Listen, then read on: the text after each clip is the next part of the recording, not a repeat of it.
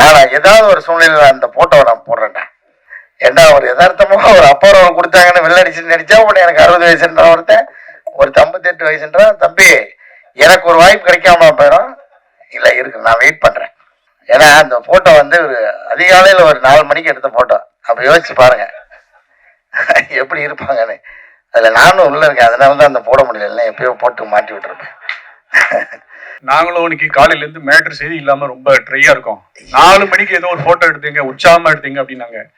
கலையரசனுடைய மறுபக்கம் ரமேஷ் தரக்கூடிய இன்னொரு உருவம் அப்படின்னு போட்டு விட்டுருவோம். அது என்ன போட்டோ, என்ன உற்சாகம். அது நேரம் வரும்போது நானே சோசியல் மீடியால போடுவேன், அப்ப எடுத்து நீங்க கொண்டாடுங்க. நீங்க 3 நேரம் பார்த்தோன்னே உங்களுக்கு தெரிஞ்சிடும், வேற ஒண்ணும் இல்ல, அதுல எல்லா கதையும் இருக்கும் அந்த போட்டோக்குள்ள. Next the hero of the film னு சொல்லலாம். ஏன்னா லிட்டரலி குவைட் லிட்டரலி எல்லா அப்பாவும் இருங்க ஒரு 2 வார்த்தை பேசிக்கிறேன். சரி ஓகே சார்.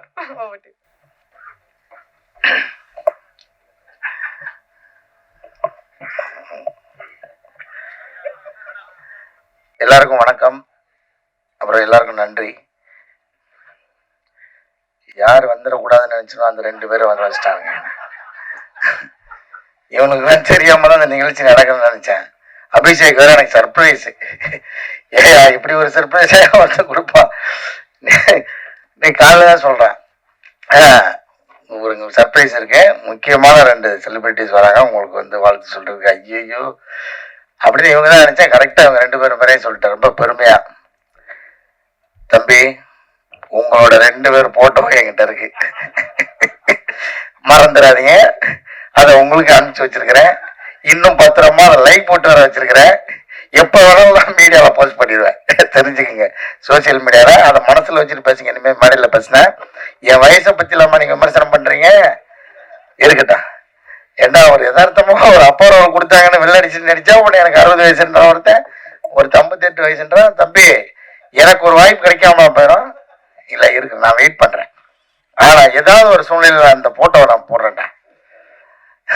இருந்தாலும் நீங்க வந்ததுக்கு ரொம்ப நன்றி 2 பேருக்கும். லவ் யூடா. ஐயோ அதுவே பயமா இருக்குது, என்ன பண்ண போறான்னு தெரியல. ஏன்னா அந்த போட்டோ வந்து ஒரு அதிகாலையில ஒரு 4 மணிக்கு எடுத்த போட்டோ. அப்ப யோசிச்சு பாருங்க எப்படி இருப்பாங்கன்னு. அதுல நானும் உள்ள இருக்கேன், அதனாலதான் அந்த போட முடியல, எப்பயோ போட்டு மாட்டி விட்டுருப்பேன். ரொம்ப ஒரு உற்சாகமான போட்டோ அது. முதல்ல எஸ்ஆர் பிரபு சார் ரொம்ப நன்றி. ஏன்னா ஒரு படம் வந்து இது எப்படிப்பட்ட படம்ன்றத நீங்க வாங்கினோடனே எல்லாருக்கும் அது தெரிஞ்சிருச்சுன்னு நினைக்கிறேன். ஸோ எல்லாருக்கும் ஒரு நம்பிக்கை முதல்ல வந்திருக்கும். அதுக்காக முதல்ல உங்களுக்கு நன்றி சார். ஏன்னா நீங்க நல்ல படங்கள் சப்போர்ட் பண்ணுவீங்க, அந்த வகையில் இந்த படத்துக்கு சப்போர்ட் பண்ணது ரொம்ப நன்றி. அடுத்தபடி சத்யராஜ் சார், அவர் இங்கே இன்னைக்கு வரல, அவருக்கு ரொம்ப ரொம்ப நன்றி. ஏன்னா படம் நாங்கள் ஒரு முடிகிற ஸ்டேஜில் தான் வந்து டைரக்டர் வந்து அப்ரோச் பண்ணார். எந்த தயக்கமும் இல்லாமல் படத்தில் கொஞ்சம் எடுத்த வரைக்கும் போட்டு காமிச்சு அவர் பார்த்துட்டு அவர் பிடிச்சி நடித்தது ரொம்ப ரொம்ப சந்தோஷம். ரொம்ப நன்றி சார் இந்த மேடையில் உங்களுக்கு. அப்புறம் வடிவேல் சாருக்கு ரொம்ப நன்றி. ஏன்னா எனக்கு தெரிஞ்சு நடிக்காமல் முதல் முறையாக பாடுறாருன்னு நினைக்கிறேன். ஸோ அது வந்து எங்களுக்கு கிடைச்ச ஒரு பெரிய வாய்ப்பாக நினைக்கிறோம் நாங்கள். இந்த நேரத்தில் உங்களுக்கு நன்றி சொல்லிக்கிறேன் சார். அப்புறம் வந்து நிறைய பேர் விட்டுட்டேன்னா எல்லாரும் சொல்கிற மாதிரியே மன்னிச்சிருக்கேன். அபிஷேக் ராஜா எனக்கு இந்த படத்துக்கு வந்து கனெக்ட் பண்ணி விட்டு தான் வந்தான். ஒரு நாள் ஃபோன் பண்ணி ஐயா ஒரு கதை ஒன்று கேட்கணும், எப்படின்னு சொல்லுங்க, நான் அந்த டைரக்டர் சொல்கிறேன் அப்படின்னு சொன்னார். அப்புறம் அந்த கதையை போய் கேட்டேன். அந்த கதை மீட்டிங் பாயிண்ட்டு, அந்த இடமே வந்து எனக்கு ரொம்ப பிடிச்சிருந்தது. ஏன்னா டைரக்டரோட வீட்டுக்கு கூப்பிட்டுருந்தாரு. ஸோ ஒரு தயக்கம் இல்லாமல் வீட்டுக்கு கூப்பிட்டு, ஒரு தொழில் சார்ந்து நான் பெரும்பாலும் நான் வீட்டில் யாரையும் கூப்பிட்டு சந்திச்சதில்லை. நான் வெளியில் எங்கேயாவது ஒரு புது இடத்துல என்னோட அலுவலகத்தில் அப்படி தான் சந்திப்பேன். ஸோ வீட்டுக்கு கூப்பிடும்போது எனக்கு ஒரு நெருக்கம் இருந்துச்சு அதில். அப்போது ஃபஸ்ட்டு நான் போனது வந்து கொஞ்சம் தயங்கிட்டு தான் போனேன். ஏன்னா இப்படி இந்த மெயின் லீடு அப்படின்லாம் சொல்லிட்டா நம்மளால இந்த குணச்சித்திர கதாபாத்திரத்துக்கு கூப்பிடாம போயிடுவாங்களான்னு ஒரு பயம். அதுக்காக இது பண்ணலாமா வேணாமான்ற ஒரு தயக்கம் தான். பட் இந்த படம் அப்படி மெயின் லீடு அப்படின்னு இருக்காது. எனக்கு தெரிஞ்சு இது எல்லா கேரக்டர்ஸும் ஒரு பில்லராக இருக்கும். இந்த கதை அப்படி இருக்கும். அப்புறம் இந்த கதையை அவர் சொன்னார். அதுக்கப்புறம் எனக்கு அந்த பயம் தெளிஞ்சிருச்சு. ஏன்னா அந்த ஒரு வழக்கமான ஒரு அந்த சினிமாட்டிக் அந்த எக்ஸ்பீரியன்ஸில் இல்லாமல் இது வேற ஒரு ஒரு டைமென்ஷன் அந்த கதை சொன்னார். அது எனக்கு வந்து ரொம்ப பிடிச்சிருந்துச்சு. ஏன்னா அவர் ஒரே அந்த கதை சொல்ல ஆரம்பிக்கிறதுக்கு முன்னாடி ஏன் இந்த கதையை நான் எழுதினேன்னு சொல்கிறேன் அப்படின்னு சொன்னார். ஏன்னா ஒரு அப்பா அந்த குடும்பத்துக்காக உழைச்சிட்டே இருக்காரு. இது வரைக்கும் ரெகுலரான கதை தான். அவர் என்ன உணர்வை சொல்ல வந்தார்ன்றது எனக்கு பயங்கரமாக நச்சுன்னு அப்படி அடிச்சிருச்சு. ஏன்னா ஒரு டீனேஜ் வரைக்கும் பசங்க வந்து ரொம்ப அந்த ஸ்பரிசத்தோடையே இருப்போம். அப்பா மேலே உருண்டு பருண்டு விளையாடிட்டு அந்த மாதிரியான ஒரு அந்த ஸ்பரிசத்தோடையே வளர்ந்துக்கிட்டே இருப்பாங்க. ஒரு டீனேஜுக்கு அப்புறம் அது பையனோ பொண்ணோ கொஞ்சம் கொஞ்சமாக அந்த அப்பாவோட உடம்புல இருந்து கொஞ்சம் கொஞ்சமாக விலக ஆரம்பிப்பாங்க. அப்போ அந்த அப்பா ஸ்பரிசத்தை மிஸ் பண்ணுவார். ஏன்னா பசங்களுக்கு தெரியாது. பசங்களுக்கு அவன் அப்பா ஆகும்போது அது புரிய நினைக்கிறேன். அப்போ அந்த இடம் எனக்கு ரொம்ப பிடிச்சிருந்தது. ஆமாம், இது வந்து அப்பா சொல்லவும் முடியாது. எங்கன்னா இது வந்து ஆனால் நான் எப்பவுமே பெரும்பாலும் நேரம் எடுத்துக்க மாட்டேன். இன்னைக்கு ஒரு நாள் என்னை அனுமதிச்சிருக்கேன். கடைசியாக வர கூப்பிட்டாங்க. எப்படா ஒரு ஒரு எப்படி சொல்கிறது, ஒரு ஒரு எலிட் பீப்புள்ஸ் அந்த மாதிரி இருக்கிற மக்களுக்கு வந்து அது ரொம்ப சாதாரணமாக அவங்களுக்கு அந்த ஸ்பரிசம் எப்பவுமே இருக்கும். ஏன்னா அவங்களுக்கு அது ஒரு வேறுபாடாகவே இருக்காது. அப்புறம் இந்த மிடில் கிளாஸில் இருக்கிறவங்களுக்கு வந்து நிச்சயமாக அந்த டீனேஜ் தாண்ட அவங்க அந்த ஸ்பரிசத்துலேருந்து விலகுவாங்கன்றது நான் அனுபவிச்சிருக்கேன். எங்கள் அப்பா அதுக்கு ஏங்கினதை நான் பார்த்துருக்கேன். ஒரு பாயிண்ட்ல எங்கள் அப்பா வந்து ஃபேக்காக என் கூட ஃப்ரெண்ட் ஆகிட்டார். ஏன்னா அவருக்கு தெரியும் எல்லாத்தையும் அந்த வயசு அனுபவத்தை எல்லாத்தையும் இறக்கிட்டு இந்த ஸ்பரிசத்துக்காக என்கிட்ட ஃப்ரெண்ட் ஆகிறாரு. ஸோ அது இந்த கதையை கேட்டு முடிச்சோடனே எனக்கு அது புரிஞ்சுது. ஏன்னா நான் அவருக்கு என்ன கிட்டத்தட்ட அப்பா ஆகிட்டேன். அதனால எனக்கு அது புரிஞ்சுது. ஐயோ, பிரபஞ்சன் பூங்குன்றலாம் வந்து அப்படி விலகி இருக்கும்போது நமக்கு எப்படி இருக்கும் அப்படின்றது எனக்கு அது ரொம்ப இதாகிடுச்சு. அப்புறம் அந்த கதை சொல்லி முடிச்சோன்னே ஓகே, இதை நிச்சயமாக பண்ணிடணும், விட்டுறக்கூடாது அப்படின்னு நினச்சேன். கார்த்திகேயன் மணி சார் ரொம்ப நன்றி சார், இயக்குனர், படத்தோட இயக்குனர். அப்புறம் வந்து இந்த படத்தை பற்றி நான் நிறைய பேச விரும்பல. எனக்கு நான் அந்த படத்தை திரும்ப எவ்வளோ உள்ள ஊடுருவி பார்க்கும்போது எனக்கு ஒன்று மட்டும்தான் அந்த ஒரு வாசனை மட்டும் அடிச்சுட்டே இருக்குது. அது வேற ஒன்றும் இல்லை, எங்கள் அப்பாவோட சட்டையோட வாசனை அடிச்சுட்டே இருக்குது. அது நீங்கள் இந்த படம் பார்க்கும்போது சினிமா தேட்டரில் நீங்கள் அதை மட்டும்தான் எடுக்க முடியாதுன்னு நினைக்கிறேன். உணர்வுகள் எல்லாமே உங்களுக்கு வந்துடும், காட்சி இசை எல்லாமே கிடைக்கும். இந்த படத்தில் எனக்கு தெரிஞ்சு அந்த வாசனை அடிக்கும்னு நான் நம்புகிறேன். அப்படி அடிச்சதுன்னா இந்த படத்தோட சக்ஸஸ் நான் நினைக்கிறேன். ஏன்னா நான் அதை உணர்ந்தேன், நான் நடிக்கும்போது உணர்ந்தேன், அது படமாக பார்க்கும்போது நான் உணர்ந்தேன். அது ரொம்ப அபூர்வமாக நடக்கிற நிகழ்வு. ஏன்னா ஒரு படத்துக்குள்ளேருந்து ஒரு வாசனை அடிக்கிறதுன்றது ரொம்ப அபூர்வம். இந்த படத்தில் அது நடக்கும்னு நம்புகிறேன். ஸோ அதுதான் இந்த படத்தை பற்றி நான் சொல்லணும்னு நினைக்கிறது. அதுக்கப்புறம் நீங்கள் பார்த்துட்டு நிச்சயமாக ஒரு நல்ல படத்தை நீங்கள் விட்டுற மாட்டீங்கன்னு தெரியும். அந்த நம்பிக்கை தான். வழக்கமாக எல்லாரும் கேட்குற மாதிரியான கோரிக்கைகளை வைக்க வரும்ல. நீங்கள் படம் பாருங்கள். நிச்சயமாக படத்துக்கு அப்புறம், படம் ரிலீஸ் ஆனதுக்கப்புறம் நிறைய பேச வேண்டியிருக்கும்னு நினைக்கிறேன். எல்லோரும் வந்ததுக்காக முதல்ல ரொம்ப நன்றி. அப்புறம் ஆனந்த்ஜிக்கு, எங்கள் படத்தோட சினிமாட்டோகிராஃபர், ரொம்ப எளிமையான சினிமாட்டோகிராஃபர். எப்படி இந்த கதையை ஒரு கதைக்கு எப்படி துருத்திடக்கூடாதோ, ஒரு தடவை இதே மேடையில் தான் பாலமேந்திர சார் சொன்னார், ஒரு சினிமாட்டோகிராஃபியும் மியூசிக்கும் அப்படின்னா ஒரு என்னை பாரு, என் திறமையை பாருன்னு வெளியில் துருத்தி தெரிஞ்சிடக்கூடாது. அது அந்த கதைக்குள்ளே முங்கியே இருக்கணும். அதுதான் ஒரு தரமான சினிமாட்டோகிராஃபி, அதுதான் ஒரு தரமான இசை அப்படின்னு சொல்லி இந்த மேடையில் வச்சு சொல்லியிருந்தாரு. நான் அங்கே ஆடியன்ஸ் உட்காந்து கேட்டிருக்கேன். ஸோ அந்த மாதிரியான ஒரு ஒர்க்கு ஆனந்த்ஜிக்கோடது. பால சாரங்கனோட ஒர்க்கும் அப்படி தான், எங்கேயுமே மிக இல்லாமல் ரொம்ப ஒரு இளையோடும் இதோட அப்படி அழகான ஒரு இசை. ரொம்ப அதுக்கப்புறம் எனக்கு அந்த பாட்டு இப்பயும் கேட்கும்போதே வந்து கண்கலங்குது. கண்ணம்மா அந்த லைன் வரும்போது அதை ஒரு நாள் என் வாய்ஸ் வச்சு எடுக்கிறேன்னு சொல்லிட்டு ஏமாத்திக்கிட்டே இருக்கிறேன். அதை எடுத்து என்கிட்ட மட்டுமா கொடுத்துருயா, நானும் பாட்டு பாடியிருக்கேன்னு வச்சுக்கோல. அவர் ஹரி சார் நம்ம வந்து ரொம்ப வருஷமாக பழகிட்டு இருக்கோம். இந்த படத்தில் எனக்கு தெரிஞ்சு சேர்ந்து ஒர்க் பண்ணிருக்கேன் நினைக்கிறேன். ரொம்ப மகிழ்ச்சி உங்களோட ஒர்க் பண்ணதில். எஸ்ஆர் பிரபு சாருக்கு மீண்டும் நன்றி. ஏன்னா நம்ம ஆர்டராக பார்த்துட்டே பேசிட்டு வர்றதுனால அது மிஸ் ஆகக்கூடாது. ரோஷினி, உங்களோட ஒர்க் பண்ணதில் எனக்கு ரொம்ப ரொம்ப மகிழ்ச்சி. நீங்களும் ஒரு யதார்த்தமான நடிகை, எனக்கு ரொம்ப பிடிக்கும் உங்களோட நடிப்பு. ஸ்னேகன் சார், உங்களோட பங்களிப்பு எங்களுக்கு வந்து எப்படின்னா, கலையரசன் அவங்களாம் சொன்ன மாதிரி நாங்கள் உங்களோட சேர்ந்து ஒர்க் பண்ணும்போது அதில் நீங்கள் எனக்கு என்ன அண்ணன் சொன்னது எனக்கு ரொம்ப சந்தோஷமாக இருந்தது. ஏன்னா நான் நிச்சயமாக உங்களோட சின்ன பையன் தான் நினைக்கிறேன் சார். இருந்தாலும் நீங்கள் உங்களோட இந்த படத்தில் நீங்கள் எங்களோட இருக்கிறது எங்களுக்கு ரொம்ப பெருமையாக நினைக்கிறேன் சார். ரொம்ப தேங்க்ஸ். ஷெல்லி, நான் வந்து உங்களுக்கு வந்து இப்போ தான் ஷெல்லின்னு கூப்பிட்றதுக்கு எனக்கு தைரியம் வந்திருக்கு. ஏன்னா கூட நடிக்கும் போதெல்லாம் கொஞ்சம், ஏன்னா படத்துக்குள்ளே வேறு எந்த வகையான முத்த காட்சிகள், நெருக்கமான காட்சிகள் எதுவுமே இல்லை. ஸோ அப்படின்னும் போது நம்ம நெருங்கி பழகிறதுக்கும் வாய்ப்பு இல்லை, ஒரு டிஸ்டன்ஸ்ல தான் இருக்கிறோம். ஐயோ, நான் கொஞ்சம் அண்ணாந்து பார்த்து பேசிட்டேன் சார். இவனுங்க கீழே இருக்க திருவிழாலாம் இந்த கச்சேரி நடந்துட்டு இருக்கும்போது 2 கேரக்டர் எந்திரிக்கும் தெரியுமா நடுவில், அதை மாதிரி கூட்டு நடுவில் போட்டி வச்சுட்டு என்ன பேச வைக்கிறீங்க? சரி, அப்போ சொல்ல வந்த குறைய சொல்லவே முடியாது. அப்படி அப்படி இருந்து கொஞ்சம் டிஸ்டன்ஸாகவே இருக்கிற மாதிரியா எழுதிட்டாரு டைரக்டர் சார். அதனால அப்போ நான் வந்து மேடம்னே சொல்லிட்டே இருந்தேன். அப்புறம் வந்து ஒரு நாள் அவன் வந்து என்னை திட்டி, நீ மேடம் சொன்னா நான் உன்னை சாருன்னு தான் சொல்லுவேன், எப்படி நான் காலின்னு கூப்பிடுனா நீ என்னை செல்லின்னு கூப்பிடு, அவ்வளோதான். நீ என்னை செல்லியா நினச்சா செல்லின்னு கூப்பிடு, யாரோ ஒரு மேடம் நினச்சா மேடம் கூப்பிடுனாங்க. சரி, அன்னிலேருந்து நான் செல்லின்னு கூப்பிட்றேன்.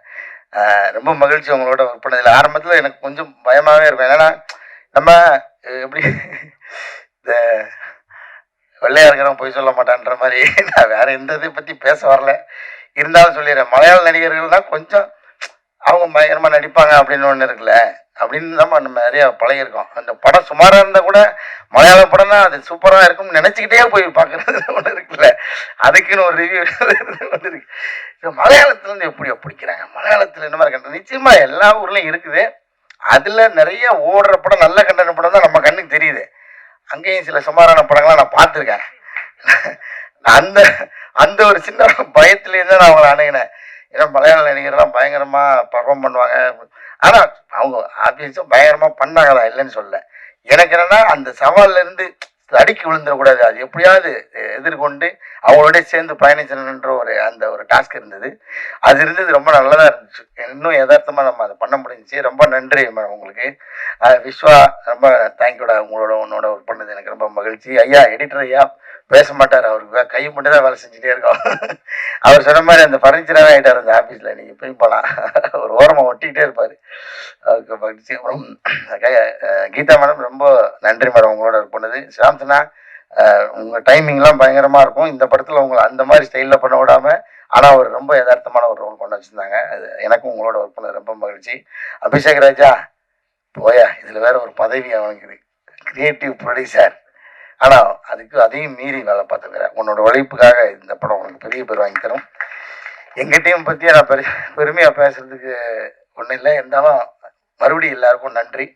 வந்தவங்களுக்கெல்லாம் திரும்ப உங்களோட நன்றி சொல்லிக்கிறேன். Thank you so much all.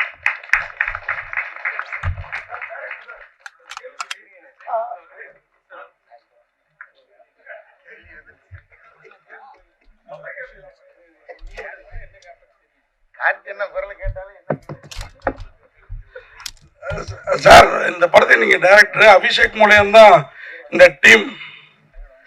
டீம்லாம் form ஆச்சு. என்ன சினிமாக்குள்ளார இப்போ SR பிரபு சார் வரைக்கும் நீங்க அபிஷேக் நடிச்சிருக்காரு. அதுல நீங்க ரொம்ப நல்ல டைரக்டருங்கிறத நான் வந்து பாராட்டுறேன். ஏன்னா அபிஷேக் வந்து பயங்கரமா நடிப்பாரு, அதனால அவரை இதுல பயன்படுத்தாம விட்டுருக்கீங்க. வாழ்த்துக்கள். அப்புறம் சொல்றப்ப நீங்க சொன்னீங்க இந்த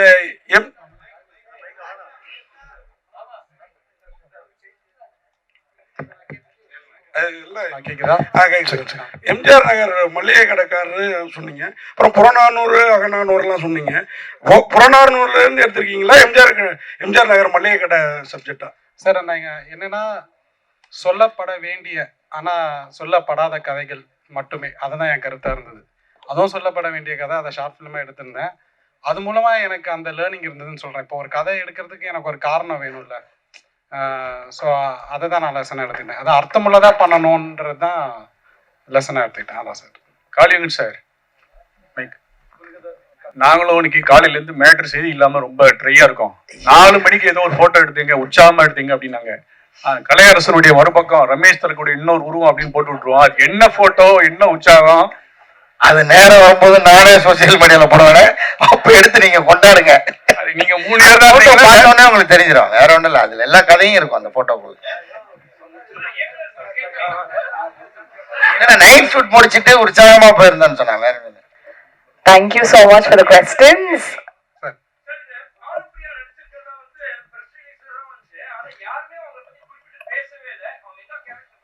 சார், பானுப்பிரியா வந்து நம்ம தமிழ் சீனியர் ஆக்டர் அவங்க இல்லை, இவங்க மலையாளத்தில் ஒரு படம் பண்ணியிருக்காங்க, வேற பானுப்பிரியா. அவங்க இல்லை. ஆமாம் சார்.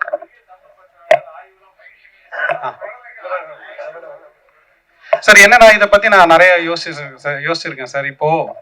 இப்போ நீங்க வேட்டி கட்டிருக்கீங்களா? இப்ப நானுமே பேண்ட் தான் சார் போட்டிருக்கேன்.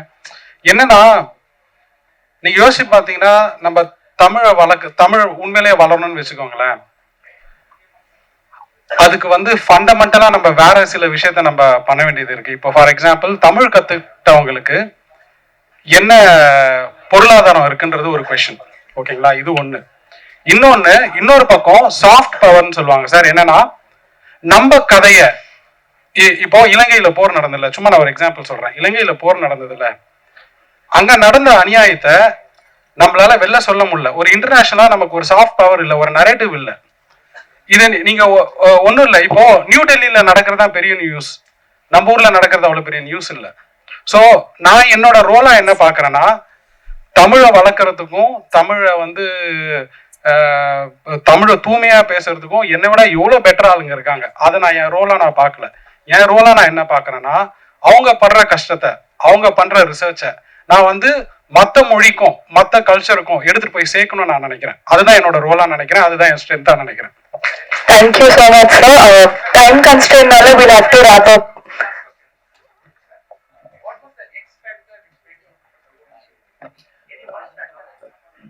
And simplicity and strength of the content ன்னு சொல்லலாம். அதில் அந்த கண்டென்ட்ல வந்து ரொம்ப சிம்பிளான ஒரு கதை இருக்கு, பட் அது ரொம்ப ஸ்ட்ராங்கா வந்து நம்மளை ஃபீல் பண்ண வைக்குதுங்கிறதா. அண்ட் ஆடியன்ஸ் ஆல்சோ சிம்பிள் ஸ்டோரிஸை வந்து ரொம்ப லைக் பண்றாங்க இப்போ இருக்கிற சூழ்நிலையில. I think it is a simple story, but ஆனால் நம்மளோட ஒவ்வொருத்தரோட வாழ்வியலை பிரதிபலிக்கிற ஸ்டோரிங்கிறதுனால இது எல்லாருக்கும் பிடிக்கும் அப்படிங்கிற ஒரு நம்பிக்கையில. Thank you. Thank you so much. I'm so sorry. Sir, so sorry.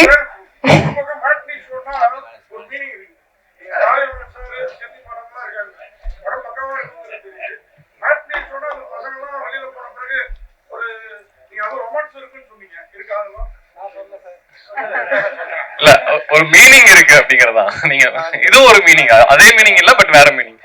In the beautiful, meaningful film, June 6th release ஆகுது. I'd like to request the cast and crew to stand up for a picture opportunity. Press and media, pictures first எடுத்துக்கோங்க, அதுக்கப்புறம் we'll do videos. Thank you. சொல்ல மறந்துட்டேன். Thanks to UVC Yuvraj and team. Irrespective of the size of the film அவங்க வந்து ஒரே work தான் கொடுப்பாங்க. அவங்களோட டீம் எஃபர்ட்டுக்கு நன்றி. மணிமாமா அண்ட் டீம் யுவராஜுக்கு உங்களோட பாராட்டுகளை மட்டும் அப்புறமா தெரிவிச்சிருங்க. நன்றி மிஸ்டர் யுவராஜ். உங்க ஆஃப்ரோ நல்லா இருக்கு.